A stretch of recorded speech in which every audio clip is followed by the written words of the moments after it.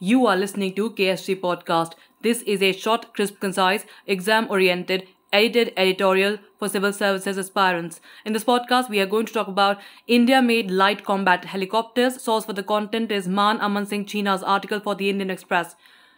The Cabinet Committee on Security, that is CCS, in March 2022 approved the procurement of 15 indigenously developed light combat helicopters at a cost of 3,887 crore rupees, along with infrastructure sanctions worth 377 crore rupees. The decision was taken at a meeting chaired by the Prime Minister Narendra Modi. Now, when was the LCH project envisaged? The genesis of the LCH lies in the Kargil conflict of 1999, when the absence of an attack helicopter which could operate in ultra-high altitude areas was felt acutely by the Indian Army and the Indian Air Force. The intruding Pakistan Army troops had occupied various heights on the Indian side of the line of control, but the existing Russian-made attack helicopters in the inventory of the Indian military did not have the operational ceiling which permitted their deployment at those heights. The IAF was forced to use the Mi-17 helicopters in a modified role against those heights and suffered the loss of a helicopter when it was fired upon by the enemy.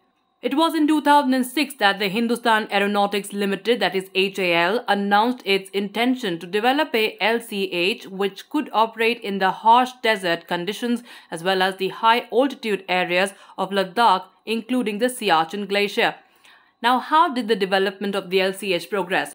The first ground run of the first prototype of the LCH took place in February 2010, and a month later, the first flight test of the helicopter also took place. Modifications were made to this prototype and the subsequent version was made public at the Aero India 2011 in February, and in June that year, the flight test of the second prototype took place. A third prototype was further tested in November 2014 with integrated weapon platforms and sensors. This version was a considerably improved one with lighter weight and advanced configurations. In the coming year, further hot weather and cold weather tests were done on the helicopter in Rajasthan and Ladakh, and a fourth prototype was tested in November 2015. It was in January 2019 that HAL gave the go-ahead for the operational deployment of the helicopter after all systems had been fully integrated and checked for performance. The Defence Minister inaugurated the LCH production hangar at HAL Bengaluru in February 2020. The production line is reportedly geared up to deliver up to 30 helicopters a year. Now, what are the major features of LCH? According to HAL, the LCH has the maximum possible commonality with advanced light helicopter. The attack helicopter has a pilot and co-pilot sitting in tandem position, that is one behind the other. The helicopter has several stealth features and has armor protection, night attack capability and crash-worthy landing gear to give it better survivability. It is powered by two Shakti engines and has a maximum takeoff weight of 5,800 kg. With a maximum speed of 268 km per hour, it has a range of 550 km and an operational ceiling of 6.5 km. Armed with air-to-air and air-to-ground missiles, LCH also has a 20mm gun and 70mm rockets.